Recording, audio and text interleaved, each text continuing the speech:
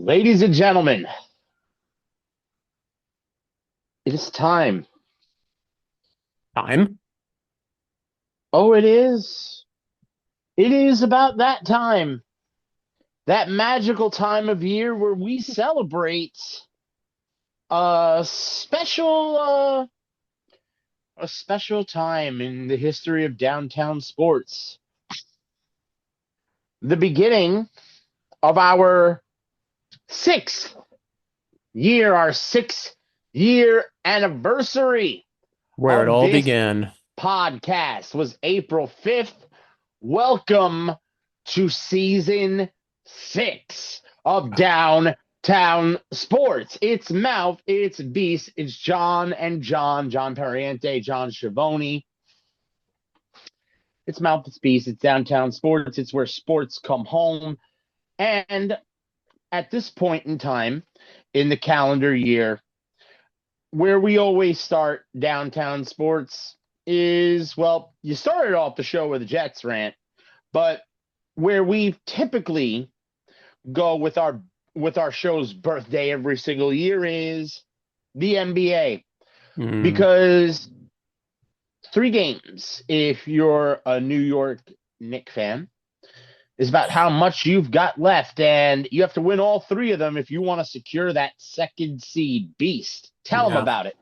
Yeah. If you're the Knicks right now, look, you won a couple of very important games, including finally beating a team with a winning record for the first time in about a number of weeks, to be very honest with you. The Knicks finally beat Atlanta. Mind you, thank goodness that the ball didn't get out of McCollum's hand quick enough as time ran out, or Knicks would have, oh my God, who knows what would have happened. Would have But been Brunson came OT. up, but Jalen Brunson made some big shots. Hart made a big block. Knicks made some important possessions count, and they were able to secure that win. Great. Now you have a big matchup, third to last game of the year, the Celtics, and with Tatum back in the lineup. The Knicks, by the way, are playing their final 3 games at home. So all at the Garden. This is where the Knicks dominate, right? But it's going to be against the Celtics, the Raptors, and Charlotte. Well, No gimmies. I mean, None no, of them are not at all. gimmies. All playoff Not at teams. all. A warm up for the playoffs, if you will, a little tune up, if you will. And the Knicks right now have a lot of, well, some will say the Knicks have some odds stacked against them, and they're not wrong. The They do, because Cavaliers, if the Cavaliers listen, keep winning. The Cavs keep winning, the putting pressure on the Knicks. the Celtics, if they win even one game out of the rest of their schedule, the Knicks are not in the 2 seed. They're stuck at 3. 3 will be the highest The they can go. the Knicks are in danger of even dropping to 4 because the Uh-oh. Cavaliers keep winning, and they're a game back of the Knicks. The Cavaliers beat the Hawks today. If the Hawks had won today, they would have clinched a playoff spot. Now they have to wait another game. They will have another. They will have obviously another chance, but the Hawks, their remaining schedule does not get much easier either. Then they have, yeah, they have to play Cleveland again, so they're going to get a rematch with Cleveland on Friday, and then they have to play at Miami. Uh-oh. That's not going to be very. That is not. That is So, not. wait a Miami's minute. right there as well. That's not a gimme at Where all. are we? So, at this point in time, where are we in these standings, Beast? I Let's take a mean, look. Why don't we take a look? yeah, Let's bring up yeah. our beloved NBA standings. We'll start with the Eastern Conference. Uh-oh. And here they are right in front of us. And this is the East. The Pistons have basically secured the 1 seed. They won today, which was a very important win for them. They crushed, I mean, obliterated the Bucks. Well, what's new for Yeah. that? Cade Well, yeah. Cunningham is back. Cade Cunningham is back in the lineup now. Okay. Uh-oh. Only needed 13 points. Duran did what he had to do. Duncan Robinson hit some big shots. The Pistons have so much depth now. This is where they're at their most dangerous. All right, and there they are in first place. So pretty much have locked up that one. The Celtics right there, 3.5 back. Celtics have 3 to play. The Pistons have 2 to play. There's no way the Celtics are going to catch. There's no way the Celtics are going to catch the Pistons. So the Pistons have that Nope. one locked. The Celtics, basically, if they win tomorrow, they've locked up 2. But Yep. as you can see, the Knicks and the Cavs are to half a game difference. But here's the difference: the Knicks have one extra game in hand. The Cavaliers only have 2 games left. The Hawks at 45 and 35, and quietly, the Raptors are right there at 6. They could overtake Atlanta for 5 if this all lines up. So we could be seeing, if the Knicks drop to 4, they could end up playing either the Hawks or the Raptors. Maybe even Look, the Magic are right there. They're 44 and 36. So if you look at just 5 through 8, basically 5 through 8, and really 5 through 9, actually, yep. look how close it is. Look at the And I'm going to tell difference you of how much it could something. flip down there. I'm going to tell you something, and I've said it from the middle point of the season on. If Charlotte gets that 8 spot, Detroit's in trouble because skill for skill, ball on ball, player on player, LaMelo Ball might be the only point guard in the Eastern Conference that can match Cade stride for stride right now. Yeah. And we've seen the So, Hornets, and we saw the Hornets beat the Pistons. They didn't just beat them, they blew them away. yep, But that's correct. let's not count the Sixers out. They're at the 8 spot now. The Hornets are still at this point at the 9 seed. They're basically the lower end of the play-in tournament right now. Yeah, Miami Heat could easily, well, wouldn't say easily, but they could flip that script. The Hornets did take a loss to the Celtics the other night. The yes, Heat would they have to did. win out. The Heat are going to have to win out if they want to flip the table on the Hornets. Remember, the Knicks have to play the Hornets to finish the year. So this is in no way, shape, or form. Basically, after the top 4 seeds, nothing's locked up. Nope, Nothing's this locked up is after the 5 seed. Nothing. not at all. Nothing is locked up at all. And you're looking at this,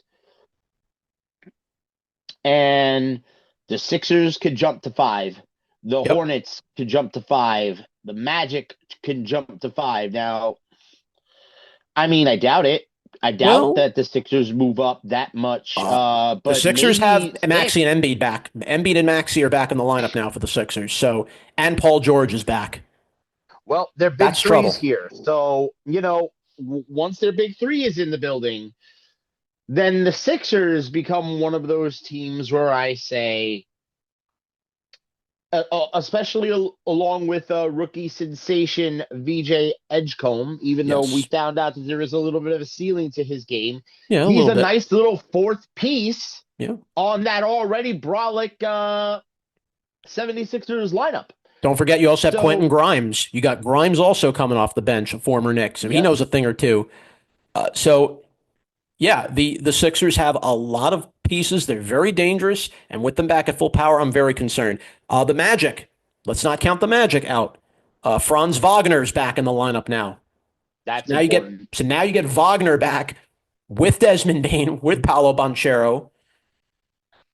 It's the man we've seen what the Magic have done. Let's not take the Magic light. They can also play upset here too. So there's really no guarantees out of this first round. Whoever makes it in and whoever makes it out of the first round, I don't think even the top seeds. It's a guaranteed lock. As for as good Not as at the all. Celtics have played, it's not a gimme for the Celtics. It's not a gimme for the Pistons. It's not a gimme for the Knicks. Nor is it The a Knicks gimme are for the most Cleveland. the Knicks are the most fraudulent 3 seed I've seen in years. This iteration of the Knicks. Yes. Well, Stephen A. Um, has said it. A lot of people that call themselves Knick fans, in my book, I don't know if I really call them Knick fans, have said it. But look, that's a scenario I'm you gonna got in the East. look. We can't look at it as fans, though. We have to look at it as people who watch the NBA, who analyze the NBA, and well, the Knicks are going into this stretch on a great tear. 7-3 in their last 10, won their last 3 games. You see it up here on the screen right here. Yep. And big thing for them, they stick with the big formula that's worked for all the top seeds in the Eastern Conference. They play well against the conference. Like, for example, 1 through 4, they all have over 30 wins against the rest of the East. 5 on down, nope. I think Yeah. the only other team that has over 30 wins Is against the Toronto. rest of the conference That's is the Toronto Raptors. That's at the 31. Raptors. Yep. And that was mainly off of their early season prowess when they had a very easy early season schedule to start the year. Of course. When they were the third or second. Remember, like for about a Mhm. month and a half, the Raptors were steady hanging on to the 2 seed, the 3 seed. Yeah, and then they tailed off for a portion. They did tail off. They did struggle. I mean, teams are going to go through that.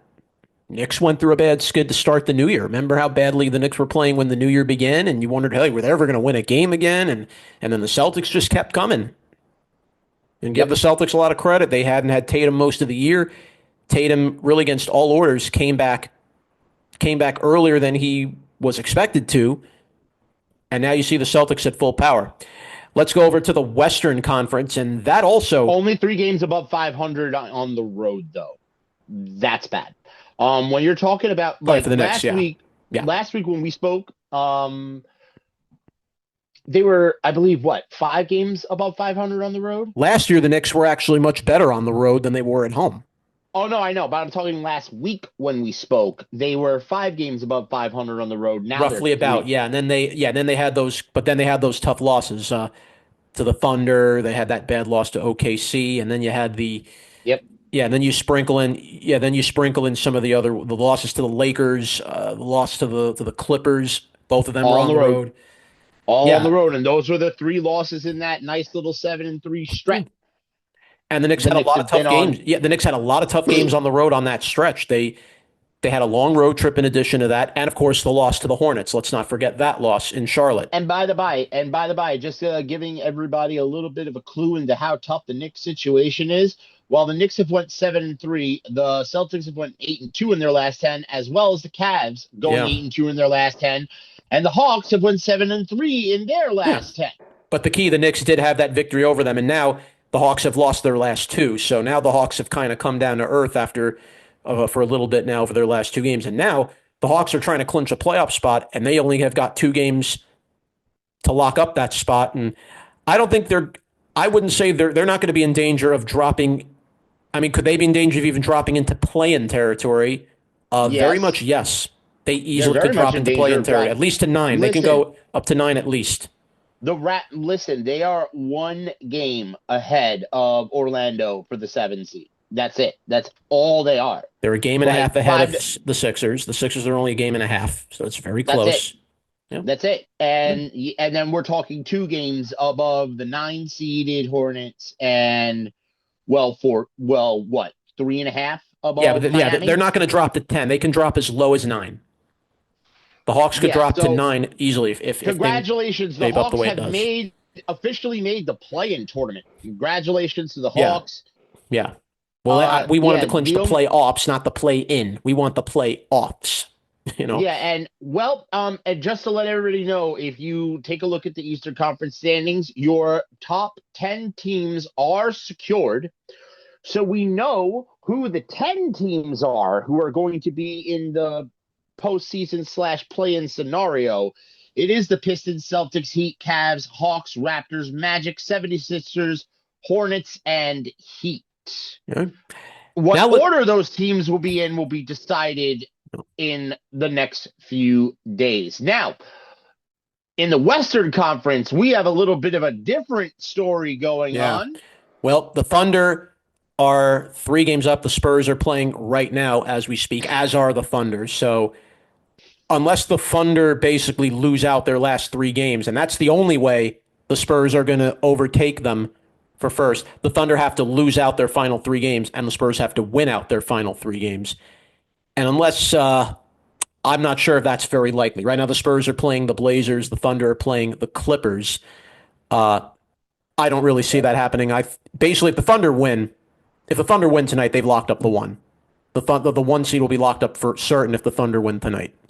Although So, the Clippers are currently fighting for their lives, well, they're in and the 8 spot, yeah. But just like in the East, though, the 10 listen, spots are there. The 10 are there. That's not yeah, changing. they're locked. So let's rattle these off right now. Once only. Thunder, Spurs, Nuggets, Lakers, Rockets, Timberwolves, the Suns, I told you all in the beginning of the season. Mm-hmm. So did Uncle Lion, ladies and Yep. gents. The And Dylan Brooks is Suns. back. And now Dylan Brooks is back for the Suns as Ooh, well. So that boy. helps. Yep. And last week we spoke to you. He came back a lot quicker than we thought he was going to. In fact, he came back the night we recorded that Yeah. episode. Which was crazy because I So didn't think he was going to play, but he came back much faster than we thought. The yeah, Clippers, yeah. he kind of pulled like he took a sensu bean. Someone gave him a heal potion, did some shit to him. The Clippers at 8, the Blazers at 9. Portland's another team. Congratulations to them that they Yep. managed to even have a season Yep. this year. They And the shouldn't Warrior have had one. and now the Warriors And got a big shot in the arm. Steph Curry's back in the lineup now. And he hasn't looked like he missed a step, even though he's been coming off the bench. When Steph Curry gets cooking, you better be very scared. I don't care if Golden State is 500 games under 500. When you know Curry's playing, that's trouble. Yep. Trouble. And so now, from top to bottom, we could definitely say this on the Western Conference side. The top 2 teams are better. Thunder and than the Spurs, it's Eastern not even Conference. close. It's not even close. Thunder and Spurs. But then, if you go through the rest of the Yeah. conference, There are the no East is gimmies here. clearly better. This is not a gimme either. I mean, you have the I'm Nuggets sorry, to the East- Rockets. To me, Johnny, I'm sorry. To me, the East is clearly better than the Western Conference Yeah. this season. Well, of course, the Lakers took a very big blow. Doncic and Austin Reeves got injured. Both of them got hurt, and significant injuries. A grade 2 oblique for Reeves, and then Luka, a hamstring. Well, And I'm not sure if Luka's going to be back for the playoffs right now. Reeves, it's not looking too great with him. So basically, the Lakers are going to be led by 40-plus-year-old LeBron. it's the Bron show. You know, Bron and Bronny. Yeah, well, the Bronny has barely even started. Yeah, Bronny's been playing minutes more, playing now with he's gonna Papa, have to. playing with his Papa on the court Papa. together. Papa, Yeah. I don't want to go to jail, Papa. You're not even Shout doing. out to- You're not even doing. You're not even. Yeah. Shout out to Riot Comedy for that. I love. Yep. Yeah, love Riot Comedy. Great. You're not even here. You got to sound more like Bronny. Go like, we gotta do it like this, Papa. Silence, Bronny. We're not gonna play this game today. We're gonna choke this game away just like Luka Doncic. Oh God.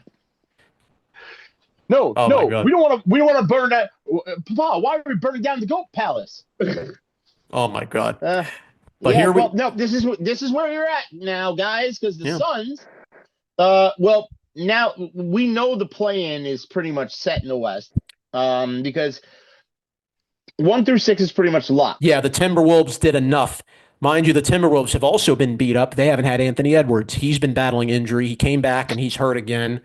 Well, I think when they're the just. Suns when Yeah. the Suns lost Brooks at the same time as the Wolves losing Edwards, you kind of knew the writing was on the wall there. Yeah. The Clippers, when the Clippers started the season losing 20-something games in a Yeah, row, nobody what the fuck nobody was thought that the like? Clippers were going to get here. I don't. Nobody gave them a chance. And here they are at 41 and 38, and that trade has worked out. But Darius And- Garland was huge. Garland's transformed this team with Kawhi Leonard. Can I just say that is the most beneficial trade I have ever seen in sports in recent memory? At least in terms of immediate effectiveness of trade on both teams' prospect to win. Yeah. The Clippers getting Garland and the Cavs getting Harden. That was exactly what both teams needed. Because like you each had a square peg trying to go into a round hole on a situation that just didn't work. So, and listen, it was no knock on Harden that he didn't work out with Spider. You're asking 2 score first point guards to go out and run a floor. That's just not going to work. And then Garland can then go over to LA, be an actual ball distributor. Then Donovan Mitchell could actually be the one in Cleveland, with Harden being the 2, and then Harden never has to handle a basketball or turn it over or throw an errant pass or lose his confidence. It did wonders, and it's done wonders for Cleveland. It did wonders Yeah. for Harden joining Mitchell. That's not even an argument. And you know what? I'm going to tell The trades worked out for both teams. The trade worked out for both teams. Look, and I know I said this 2 years ago, and then Harden went and had the worst postseason you could ever fucking imagine. Are we still going to see that happen again? Is he going to disappear in the playoffs again? You might, and it's the same thing for Spider. It's the same thing for that entire Cleveland roster. But the one point I'm going to make is this. 2 years ago, I said Harden never looked better. You know what? Right now, he's not looked better. Yeah. Like, well, this Cleveland... is the and also, this is the most in structure I've seen James Harden play. And that's weird as hell to say, given the fact that he's joined this roster halfway through the season. He didn't have an off season, a full year. It's not like he joined the Cavaliers roster like, a week before the season started. And, it's 2 years later and the player still hasn't adjusted to their teammates yet. No, this is like a few weeks in, and Harden is paying off immediate dividends. Well, Kenny Atkinson's a very big reason why. Kenny Atkinson's a big reason why. Well, he knows Harden. So from his days with the Nets. You know exactly what you're getting with Harden, right? And I think this is why this is a good fit for him and why the rest of the team really has fed off of Harden being there. And, of course, the Cavs got a little more additions. Max Strus is back in the lineup. That's another big weapon for them that they needed, that they were missing for quite some time.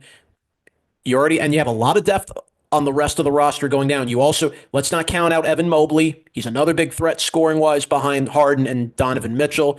Yep. You also got Sam Merrill can knock down some threes for you in critical spots. The Cavaliers have so much depth. I think even more depth than they had a year ago. Question, for how many years was Evan Mobley, considered one of the top guys on this team? And now he's looked at as an afterthought, but he's going out there and regularly dropping 30-point nights. He'll give you about 20-ish. He'll get a few 30s there. It's still Donovan Mitchell's team, but Mobley has factored so much more into the scoring, even with Harden there. It makes a big difference. I think having Harden and Mitchell there together has made it so that there's more opportunities open for Mobley, because people are so focused on Mitchell and Harden that, well, you got to leave somebody with a one-on-one matchup, and there's Evan Mobley to just clean the rest of it up. Yep. Then we look at the rest, going back to the West and just looking at what we have. Obviously, the Thunder. You know what the Thunder are going to give you every single night. It's never easy to play against them. And by the way, here's a big conversation in the Western Conference. You mentioned two big injuries. One of them, two of them were to two MVP candidates. Yeah, one of them was Luka's hurt, and of course Wemby is dealing with a little injury of his own, a rib injury he suffered the other night. And Wemby's not in the lineup today. Obviously, I would think Wemby will be okay. That he. Give him a little rest. The Spurs have this basically the 2 seed locked. So they really don't even have to play Wemby the rest of the year if it's up to them. Rest him for the playoffs. Get him ready. The Spurs will be dangerous when Wemby's back in there. There's no doubt about that. Yeah, there's no reason to send Wembanyama out to play another game of basketball during the regular season. And the rest of the players have carried the team well. The rest of the pieces have carried the offense well. Castle, Vassell. Yep. Of course, Keldon Johnson, obviously De'Aaron Fox. And Luke Kornet needs more big minutes. He does. He needs more big minutes playing big body Kornet minutes. Kornet does that when Wemby needs rest. Kornet comes in. He will do that for you. But do you know what, though? He needs more high-intensity minutes like that. So he needs to be starting games, getting in those minutes now, especially when teams are playing the Spurs trying to get into the postseason right now, when the Spurs are rested. So you know what? Get guys like that. I want to see Castle, Vassell, Kornet. I want to see those guys go in there and start leading the team. You also got Champagny, you got Harrison Barnes, you got a lot of extra pieces there that can all factor in. It can't just be Wemby and Fox all day long. I agree. I 100% agree. Okay, I'd like to see some of the same things for the other teams on the board too. But I wanted to bring this up because you mentioned Wemby, you mentioned Luka. So now, with 3 games left, this becomes a 2-horse race for MVP. Yes. Once again. Now, SGA. We have Captain Bag of Milk, Nikola Jokic. Mm-hmm. versus Mr. SGA. Fouls a lot. SGA. Look, SGA. when what was it you said about SGA, Mr. Fouls a lot? That's why I don't think that's worthy for me, at least, of an MVP. I look at a guy that's going out there every single night and not just taking the ball for himself, but the little things with the ball that are not looked at, like making that extra pass, getting that big couple of rebounds. That's what Jokic does. That's what he does 28 every single day. What is it? 28, 10, and 8 for He Jokic averages a triple is double. He's been averaging a triple double almost every night.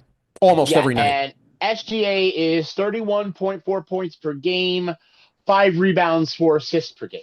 Yeah. So okay, that's good scoring wise. That's great. No, well, plus add 5 rebounds and 4 assists for a 2 guard. That's pretty elite stuff. Yeah. But Jokic impacts the team so much.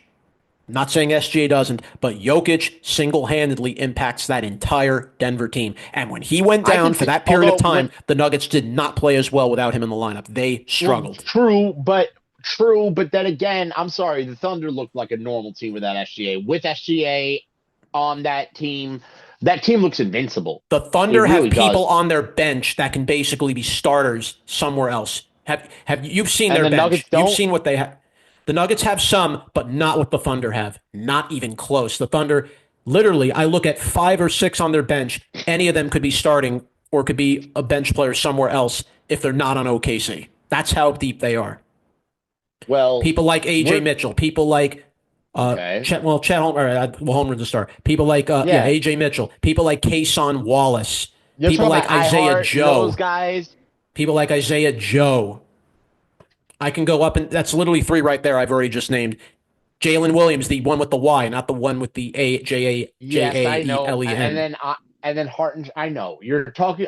We've all heard it before, but now this year, when the Nuggets and the Thunder inevitably meet in the Western Conference Finals, because if you look at the standings, I think that's exactly where they shall line up. Well. Right now, obviously, the first round is 1 versus 8, 2 versus 7, 3 versus 6, and 4 versus 5.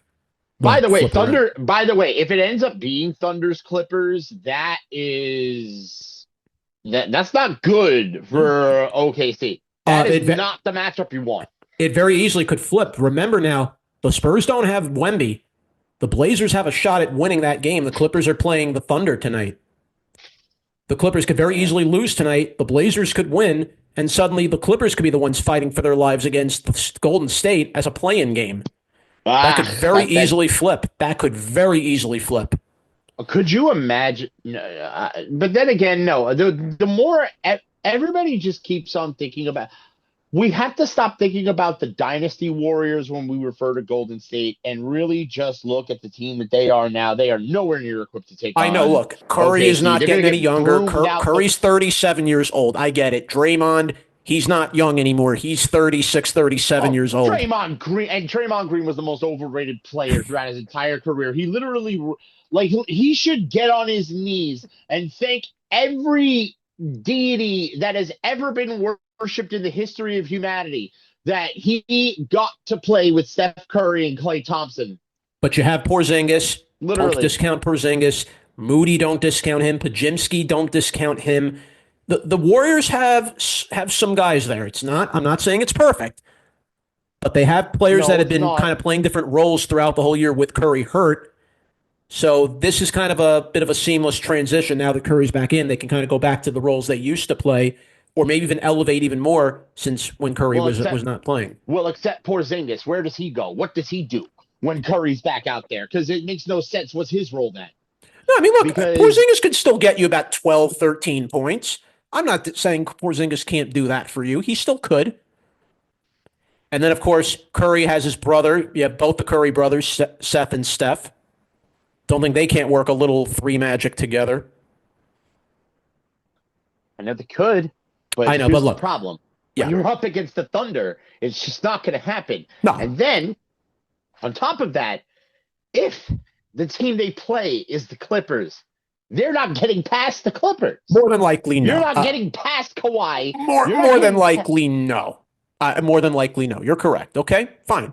And you know what? The Warriors are going to be the only team, because we looked at the East and the West.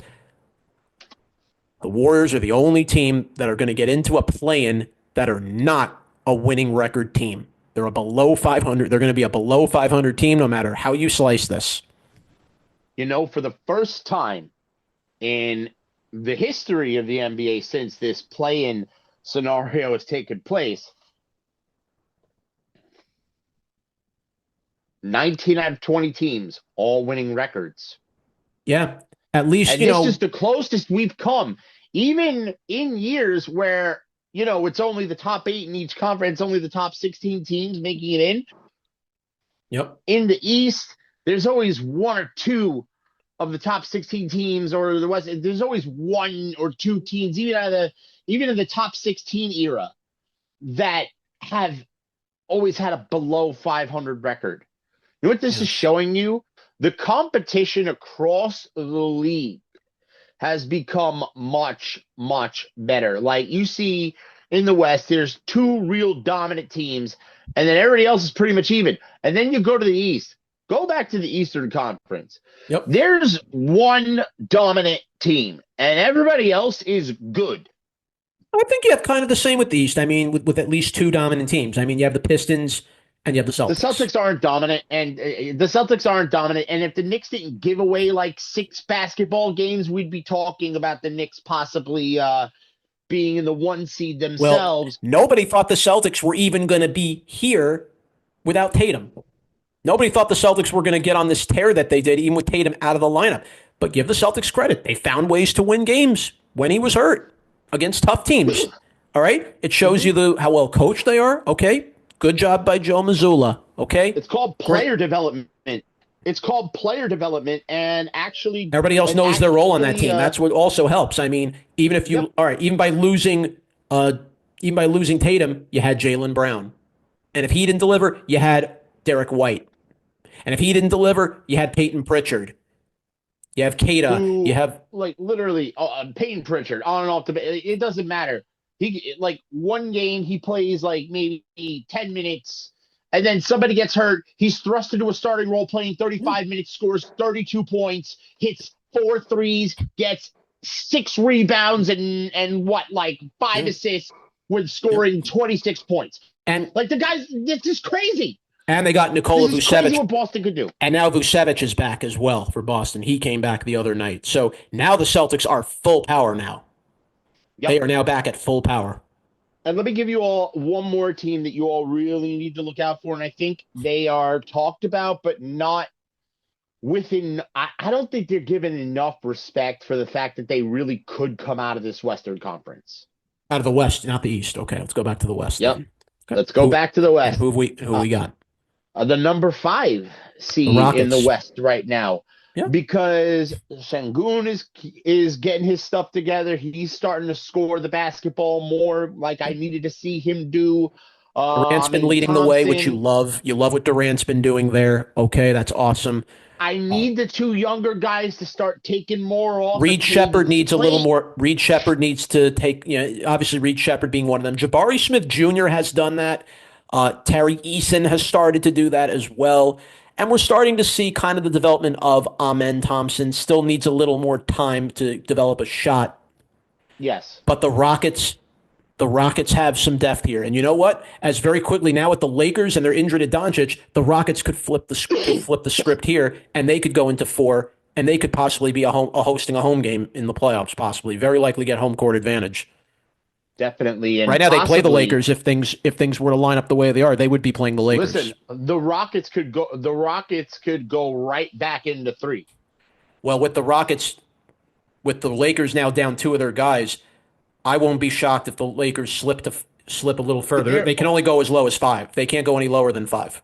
So, no, but what I'm saying is the Rockets are only 1 loss behind. They're only 1 win behind Denver. They're 1 game back. They are Denver at this point. And Denver right now is in a very tough battle against the Grizzlies. They were down at halftime last I checked. Doesn't mean they didn't go on a tear, though. Still, the Nuggets have won 9 in a row. I wouldn't sleep on them. Houston's won 7 in a row. Yeah, And, they did. Houston's won 7 in a And row. Houston won a very important And game. And Houston won a very important game last night against Phoenix.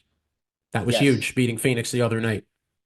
yes, it was. They had to. And because, Phoenix is trying to make sure that they don't have to be the team that goes against Golden State. Yeah, well, right now the Suns, right now the Suns.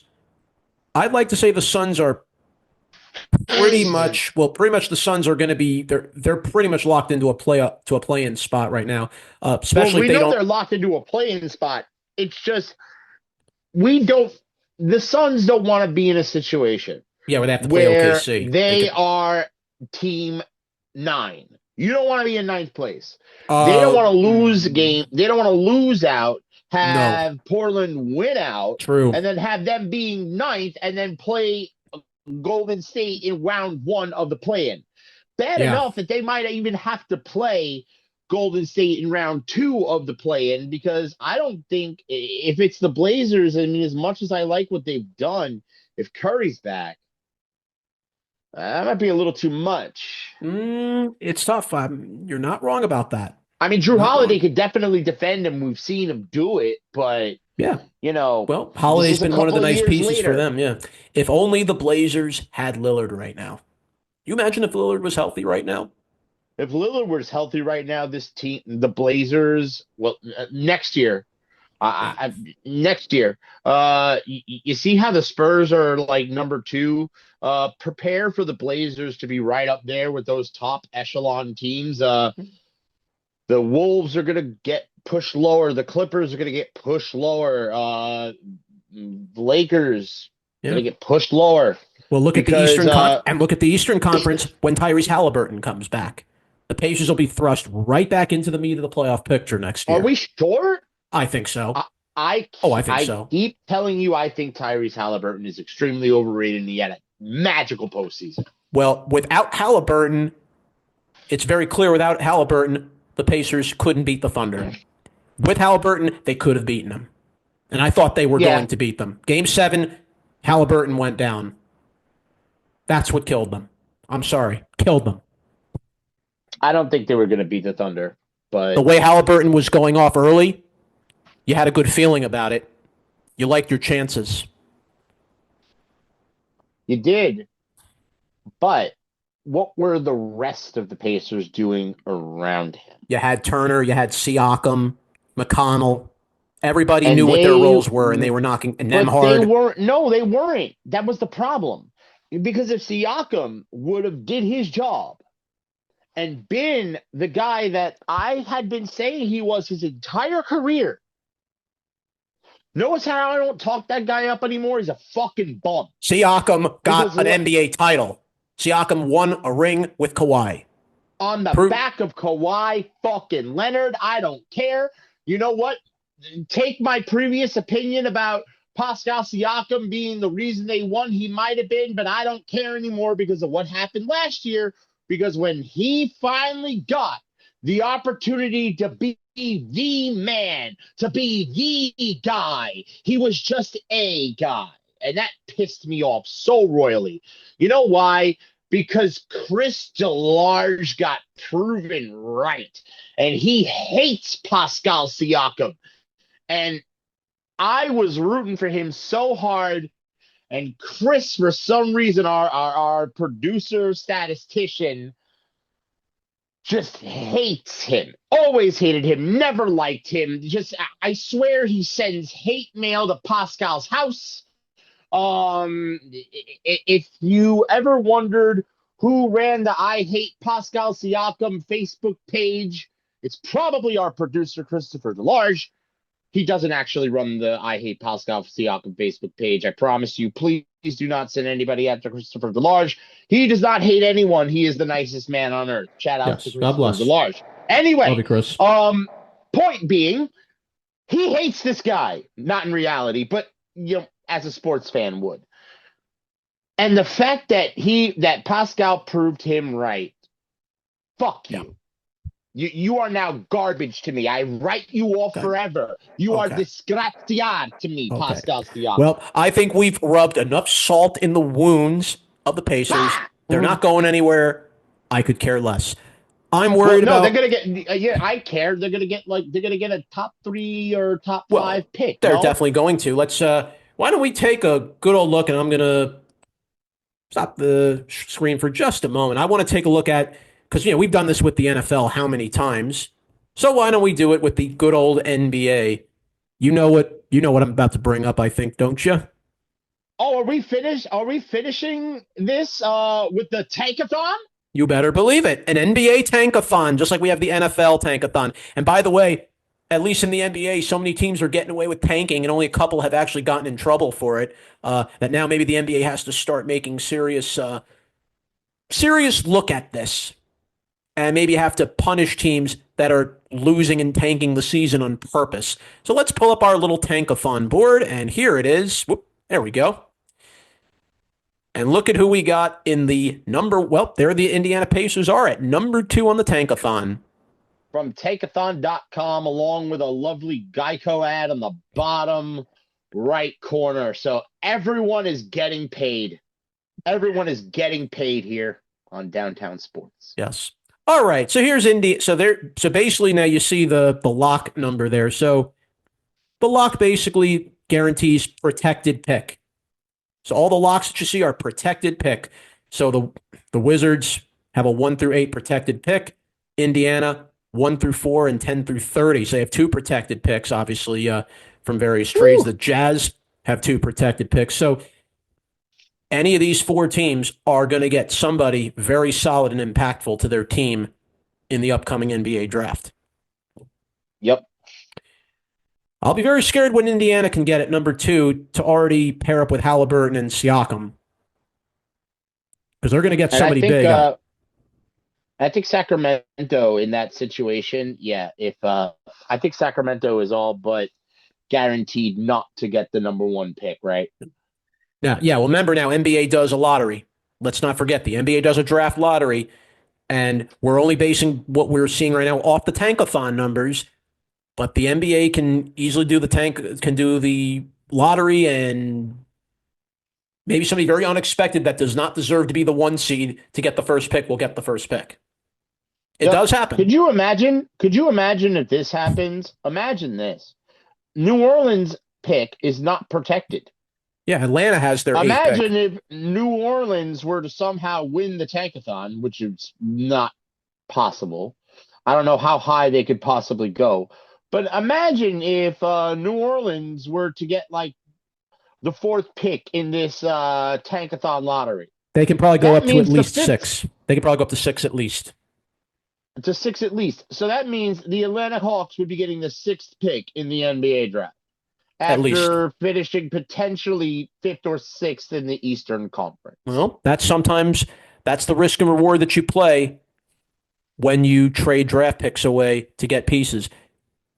Sometimes you can get the team, you can fleece the other team and get them to give up some of their top protected picks, give up an unprotected pick and whatnot. And Atlanta transformed their whole team after dealing Trae Young. They transformed their entire team. And it's amazing how they quickly adjusted and became the team we're seeing now. McCollum was they thought they were gonna like lose games, move up the tankathon, get everybody another thought pick. so. Well, and little did we know they were playing 5-dimensional chess while we were playing Go Fish. Yeah, well, I don't know what we were playing. We weren't playing good roster construction. That's what we weren't doing. Nickeil Alexander-Walker, CJ McCollum, Jalen Johnson had different things to say about where the Hawks were going. Yep. And you see it. They're going also, up. Adding Kuminga was another nice addition for them, too. Getting Jonathan Kuminga from Golden State, really, I think, was another key piece for Atlanta.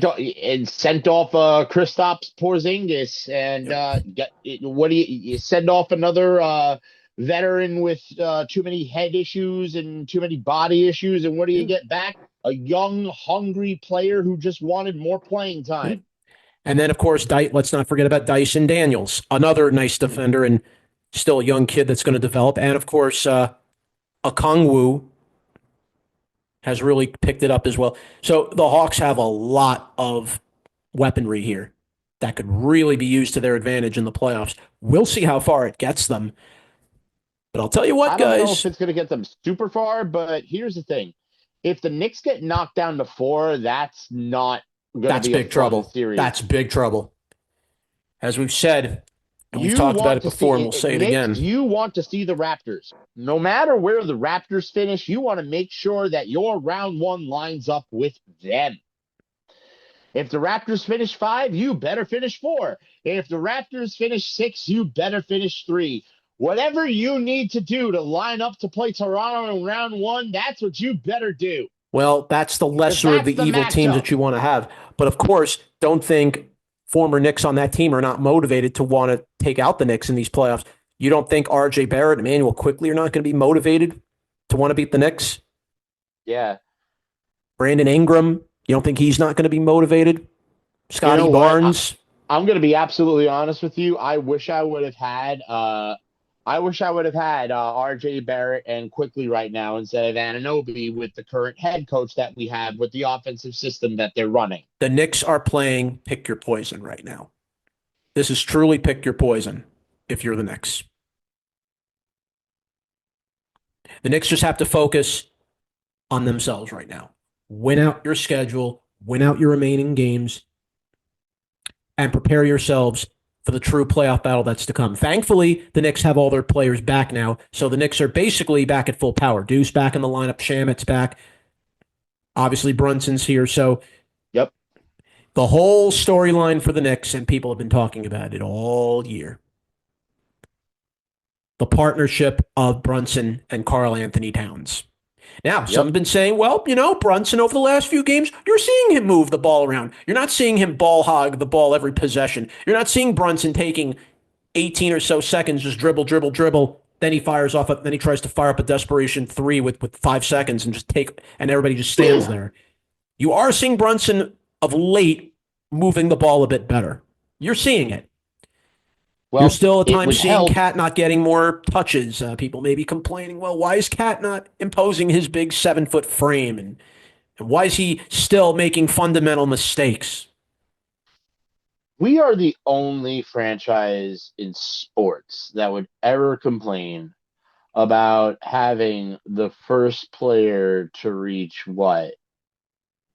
I think the mark was 10,000 points and however many. Mike Brown reached 500 wins. Mike Brown reached his 500th win with coaching the Knicks, surpassing even the great Pat Riley, etc. That's rare company to enter for Mike Brown.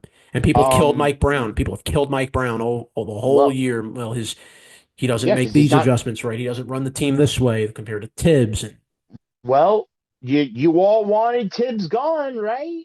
Well, people complain that, Tibbs doesn't play his bench. Tibbs doesn't like to play his reserves. He doesn't trust anybody there. Mike Brown at least tries out the guys on the bench and sees what he has. Be careful what you wish for. You just might get it. You've had people even killing Mike Breen for some of. Well, you know what? Would you rather see the Knicks team that you're seeing now that actually gives you a reason to want to watch their games again? Or would you rather see the years of futility for 20 plus years where they played garbage basketball and couldn't even get to even 20 wins in that stretch? I swear to God, I think some Knicks fans would actually want to see that. They would want to see that. No Knicks fans are ever satisfied. The people that call themselves Knicks fans are never satisfied. Doesn't matter. In a way, no. But here's the thing. If you are an actual Knicks fan, you live for this. You're a basketball fan. You live for this. You've had some people saying, trade Brunson, trade off everybody but Brunson and bring Giannis here. Try to get Tatum here. Ridiculous. Try to get Curry here. Try to get all the old veterans. Oh, Jesus Christ. Stop it. Stop it. Everybody needs to stop. Here's what everybody in New York needs to do. Ready? Okay. Here's the point. I want you all to pay attention and just listen to this scenario, right? 3 years in a row, we've now gotten the 3rd seed. 3 years in a row, we're going to finish with at least 50 wins or more. In fact, this season, we'll finish with more wins than we did in the previous 2 seasons. Right now, the Knicks are at 51. They're at 51 wins right now. Okay. they'll have more wins than they did in either of the two Tibbs years. As crazy as this sounds, and as much bitching and kvetching as people are doing, they won more games. They're on the same trajectory as they were under Tibbs. They're basically in the same trajectory. You minus about 3-4 games, and you said it earlier. They were about what 4, 5, 6 games the Knicks kind of gave away, kind of threw away, if you will, due to miscues and mistakes that generally come with a first-year head coach getting to know his roster. Well, the Spurs game the Spurs game going into the New Year break was one of them. Okay, that Spurs game that we blew. That's a game I haven't forgotten. That it's been on my mind because we should have beaten the Spurs 3 times, not beaten them twice. Yep. That's right. The Thunder game where we had them beat at the Garden, but a couple of calls that. By the way, those are the only 2 games against the Thunder. Both of those games are the only ones Mike Brown ever got basically hit with technicals. That's the only time where Mike Brown actually, wasn't afraid to get in the ref's face. How are you not calling this for us, but you're calling it for SGA and et cetera, et cetera. Oh my God! Brunson did the same thing he does every game, and you're not calling it for him, but SGA well, to be fair, Brunson when he does go to the basket, he takes some shots. He's willing to dive into the stands, putting his body on the line. Yeah. Does SGA do that? I don't see SGA doing that. One little tap on his arm. You give him a little tap on the arm, foul. You give him a little touch of his nose, foul. And that's how everyone outside of New York feels about Jalen Brunson. They feel he does what SGA does. And more, actually. They feel he oversells things worse than Shawn Michaels oversold in that match against Hulk Hogan. Doesn't every NBA player do that? They try to oversell it. That's what so many of these players like a Harden, et cetera, keep doing. I mean, there's a difference between selling a foul and then what LeBron and Harden and Brunson and SGA do. And to a certain extent, what Draymond does. I thought maybe more Curry. Maybe a little more Curry than Draymond. No, I've seen Draymond do this too. For a guy who talks about, you got to play tough, you got to play tough. How come every time you play tough, you're pretending like you're getting flung across the court yourself? Yeah, you take hits. Those hits aren't that bad. Well, Draymond talks through both ends of his mouth. All right? Talks out both sides of his mouth. He reminds me of... he reminds me of... I was watching Which mouth are you talking about? I was watching some videos. Speak out of. I've been watching some... And then there's the other one. I've been watching some videos here, and this is unrelated, of a kid that plays basketball. He's from Canada. He's very popular, by the way, on social media. If you haven't watched his videos, I think it's Mike Kiatipis. You ever heard of that name? No. All right, 25 years old, division. He plays pro basketball. He never played in the NBA though, but he always likes to play like half court basketball game. Play to 5 points, dunk being worth 2 points, and he is very well known for being a trash talker. Like, maybe he'll fling a ball off your head. He'll try to get inside your head. He's going to do everything in his power to really, make you want to hurt him. When you're talking about trash talk, is he Philip Rivers trash talk, or is he Larry Bird level trash talk? There's levels of trash talk. I don't know about Larry. I know Larry Bird maybe went a little overboard, but no, I'm talking trash like Draymond Green. I'm talking Draymond Green type trash talk, but he can back it up and actually score. If you watch his videos when you get a chance. My God, he plays half court basketball, and it always draws a crowd. He'll play basketball overseas, Europe and London and in Brazil, etc. He took on some guys bigger than him. He takes on some dudes bigger than himself. Before you continue, Adam Silver, can you please arrange a trash talking back and forth session between Larry Bird and Draymond Green? I think that is something that needs to happen during the NBA. You should watch the Riot Comedy video that just came out with Larry Bird talking to some of the NBA players. You should see that. There was actually a Riot Comedy clip of Larry Bird that I saw before we came on today. And yeah, Draymond Green, Cat, etc. You name it. And you mentioned some. I think they did mention some trash talk a little bit and things that they've said. And yeah, you should watch it anyway. I'll when you get a chance, see it. But anyway. Sure. All right. But the reality now is, ladies and gentlemen, as we wrap up the show, tie this with a bow here at the very, very end, the playoffs are upon us. Basically, the ten teams playoff and play in are locked up. And by the way, for those of you that don't know about the play in, I'll explain it again once and once only. If you are seeds 7 through 10, you are playing in the play in tournament. The 7 versus 8, the winner of that is the 7 seed. The winner of 9 versus 10 will get to play the loser of the 7 versus 8 and try to become the 8 seed. Whoever loses 9 versus 10 is out. And whoever loses the game to be the 8 seed is out. And that's how you make your 8 teams for the NBA playoffs. And so for some of these teams, the journey is still not over. The journey could be met with a lot of heartbreak at the very end. Maybe it could be the saving grace that gets you in. Maybe you could start a run. We've seen Cinderella teams do it. Yep.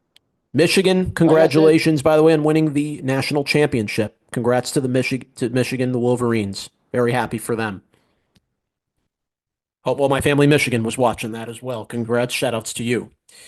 Yep. And just to say this, Knicks, here's your situation. Yes. They are in the exact same boat they were in last year.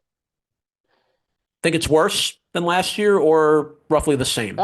It's worse, in my opinion. Much worse. Because because if they don't get to the NBA Finals, the owner is blowing it up. Well, you've heard him say it. Because of the nothing but loud complaining from the fan base. So the owner will then turn around and do everything he can to trade every person on this team for Giannis Antetokounmpo, the most injured player, the most injured, overrated superstar in the NBA today. Well, the Knicks have very good doctors. Knicks have good doctors. The Knicks have good doctors. They won't allow an injury for Giannis to be long term. I think Giannis will have a downgraded injuries when he comes back. That's why Mitchell Robinson plays every day, right? Well, he doesn't play back to backs. Right. That's why he doesn't play the second or first of back to backs. He will not play. That's why he plays back to backs, right? But I'll tell you what. Look, is he going to do that during the? Is he going to do it during the playoffs or the playoffs? We don't have back. The playoffs we do not have back to backs. That doesn't happen in the playoffs. We don't have that. Oh, that's right because they need their rest and they need their mint on their widow. And speaking of which, the Knicks have one more back to back coming up starting tomorrow with the Celtics. Okay, after you play the Celtics, then you got to play the Raptors the very next day. You better throw.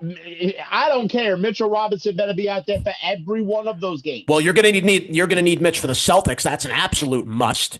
You must play Mitch tomorrow because the Knicks need to be at full power to win these games. You're not at full power without Mitchell Robinson. The end.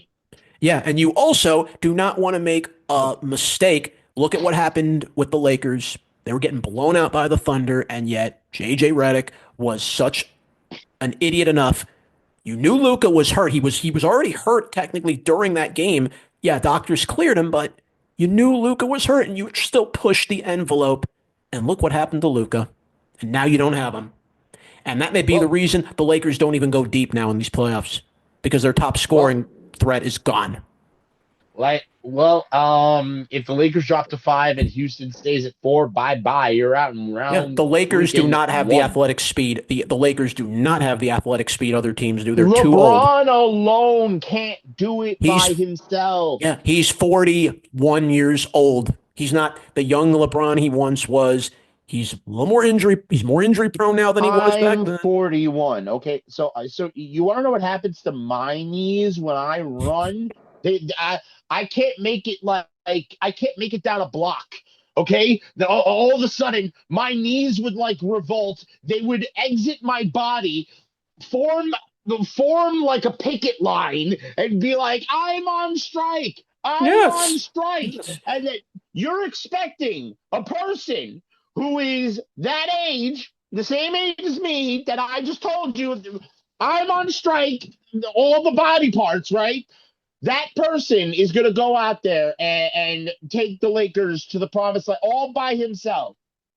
By the way, if he does that, then you actually do have to start really giving him some consideration in the greatest of all time. That worked in the conversation, glory because if years he with does Cleveland. this, That was in his glory years with Cleveland. You could do if that. he manages, I'll end the show with this. If LeBron James manages on his freaking own, because that's what he is right now.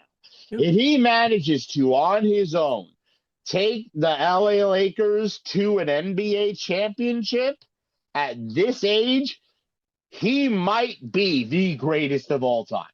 Well, right now, I'm sorry. I think Kevin Durant is doing a better job of that than LeBron. And he's about 37, 38 years old. I'm saying if LeBron takes the Lakers to an NBA championship, if he does, great. Through this gauntlet, this is I'm trying to convey how impossible this is. Of course. Because I would never put LeBron James into even the same conversation.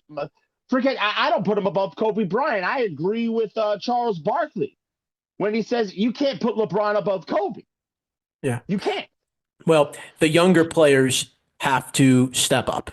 Okay? DeAndre Ayton has to actually get his head out of the sand and actually, put a little more effort when he goes after the ball, which he doesn't always do. He left his brain in the desert. Rui Hachimura has to step up big. Jake LaRavia has to step up and play better. Luke Kennard. We've heard so much over the years about how skilled this kid is. Okay, Luke he made Kennard, a big basket. Well, he made a big basket that won him a game. Great. Okay, no, great. But we've heard over the years, all in murmurings, just wait until he actually gets his chance to get now here's your playing chance. time. Well, here's your chance. Here it is. Take it or leave it. That's that. All right. How about that? That's going to conclude wrap this sucker up. That concludes our edition of Downtown Sports. I want to thank Chris DeLarge. I want to thank Tony Mainville. Also, it was a big shout out to our friends at the Professional Fanatics podcast. Our man Ray, Story, Rob, you guys do a tremendous job, each and every one of you, the work you guys do, and always supporting us. Go to professionalfanatics.com to catch their podcast. You can listen to Downtown Sports. We're on 25 different platforms. We're on Spotify. We're on Spotify for Creators, Apple Podcasts, Google Podcasts, CastBox, Bullhorn, Podbay, Listen Notes, Podcast Addict, Verbal, Castro.fm, Stitcher, Amazon Music, Audible, Podvine, Podyssey, Odyssey, iHeartRadio, Podchaser, TuneIn, YouTube Studio, and YouTube. Episodes, rants, digital, market battle, specials every week. We are Downtown Sports, and we are where sports come home. Next week, the first MLB top 10 of the season. We're going to get you started ranking these teams where we see them. And we're going to get you started with your NBA playoff coverage. Yep. Good start for both the Yanks and Mets. Happy for both of their starts, at least so far. I know we're only, 10, 11 games into the year. I don't believe in anything anymore when it comes to baseball. Everything is gray and terrible and bad and horrible until proven otherwise. Look, when we get to July, that's where I actually start giving a crap where our teams are, okay? I'll say that right now, okay? We haven't played the big teams yet. Mets haven't played the Phillies or Braves. Yanks haven't played the Blue Jays or the Red Sox or any of the big boy teams in the East yet. They haven't played them yet. The Rays are going to be the first test. That's coming up soon. And you took a bad loss against the A's today. I'm not happy about that. You better win tomorrow to take the series. You got Rodon and Cole coming back. They're getting close. Okay, great. You're going to have Heel coming back. Great. Okay, cool. Mets, okay. Soto's on the IL. He's out for a number of weeks. Honestly, he could be out even longer than 2 to 3 weeks. Could be even 6 to 8. Well, it's a good thing you went out and signed some freaking players. Well, in the offseason. Couple. The Yankees didn't improve the bottom half of the lineup. The bottom of the lineup is hitting below 200. It's terrible. Uh-oh. It's not good. Yeah, right now we're not playing extremely tough teams right now, so we're getting away with it for right now. You have Dominguez sitting in the minors. When is he coming? You got Spencer Jones. When's he coming up? You got LeGrande. When's he coming up? Find out next week. Absolutely. See you later. Jonathan Perriente, Beast of the East. Goodbye.